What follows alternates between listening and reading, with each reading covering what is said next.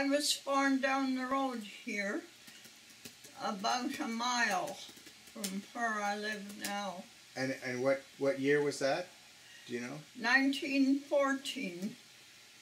Born in the little hamlet of Donaldson. Where were you in the family? My brothers and sisters? Yeah. There was 8 in the family.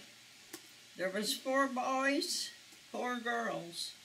1 girl died when she was 5.5 years old. And she had her appendix out in February. The side never healed, so she died in September. Now they could save her. There was my brother Alfred and Irene, the one that died, and then me. But I must tell you about my brother Alfred. Okay. He was so good to us children. Mom and Dad was going to Perth one day. So they left Alfred, he'd be about 17, I suppose, to look after us. There came up a storm, and it was a bad one, and the hail was terrific. And the hail just lay on the ground in sheets.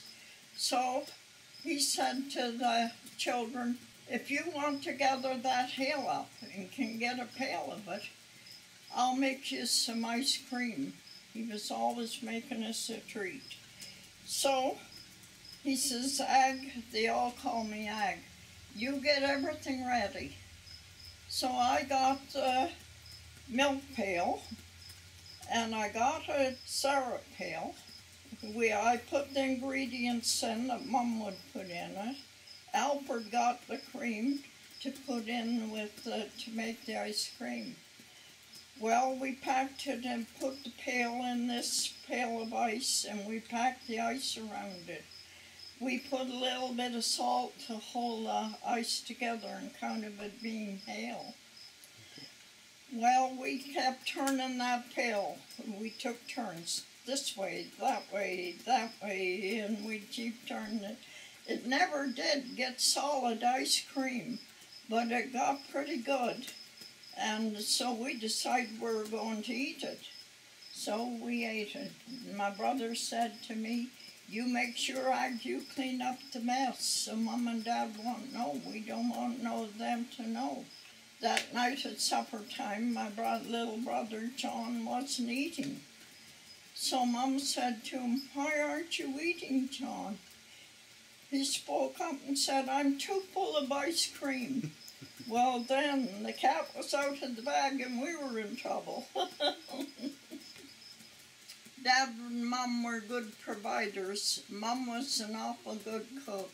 She baked lovely bread, and her apple pies, which was made off our Dutch trees at home, were just out of this world. I've made a lot of apple pie, but I never made one as good as my mother. My mother took Beeling foot, and she was in the hospital for 6 weeks.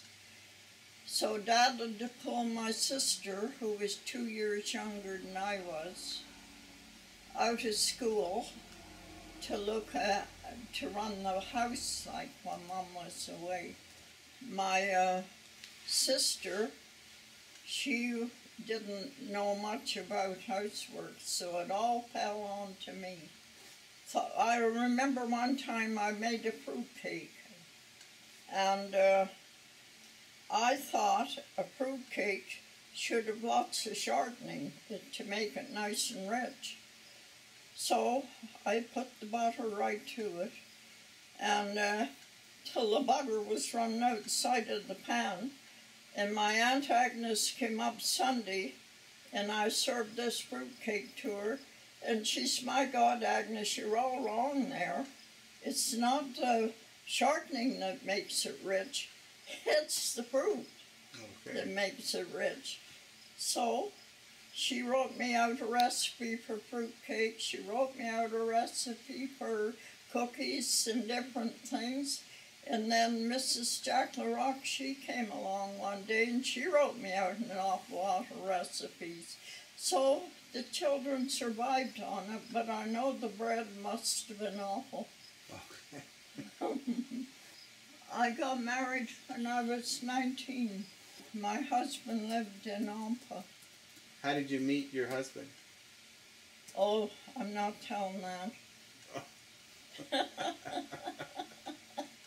He lived in Ampa.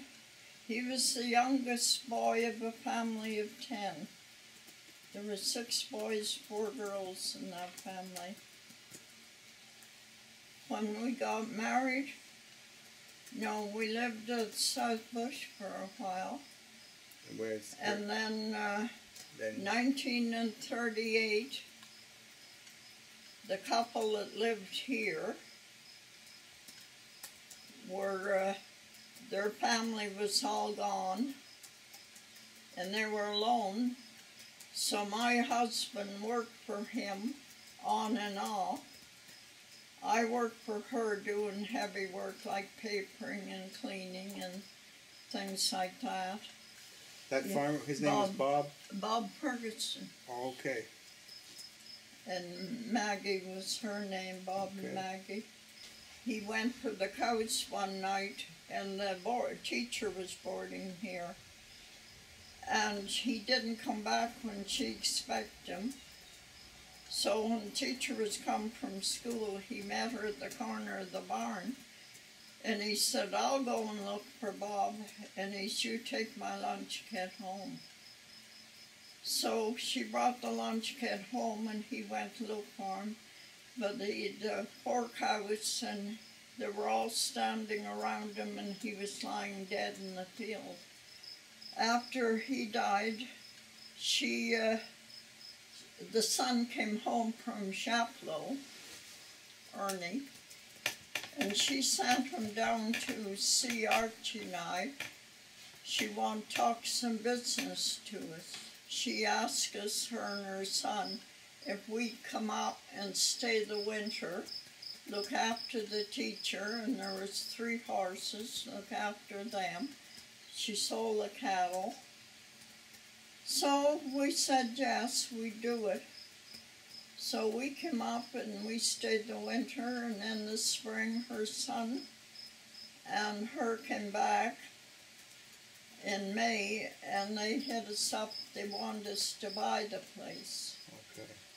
So we said yes, we'd buy it. Well, then we've been here ever since then. Right.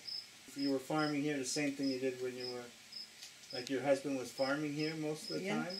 Well, I'll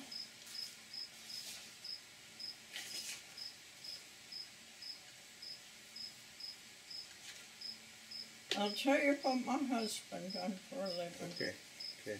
He was a farmer. He was a logger. He was a school bus driver. Not the big buses like they have nowadays.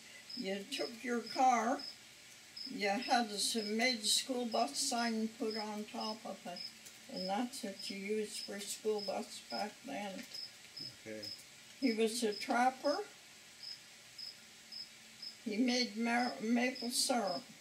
Did we find it a good place to live? It was perfect. It couldn't be any better. Why am I still here? Yeah. I debate some this fall. I debate whether to leave or not, and now I've made up my mind I'm staying another year. Okay. Whether I'm 101 or 102. When did your husband die? He died on February the 2nd, it'll be 23 years ago. Okay. February the 2nd, it'll be 24 this year. It was hard because it was winter when he went. But when summer came, I had my garden and I kept going outside. And met him at the schoolhouse at Levant. Okay. There was a show there that night. Okay. What kind of a show? Like a music show or? No, it was a fella. He was showing a bear and all the tricks the bear could do. No, I've a lot of good memories, that's one thing. I guess that's what keeps me going.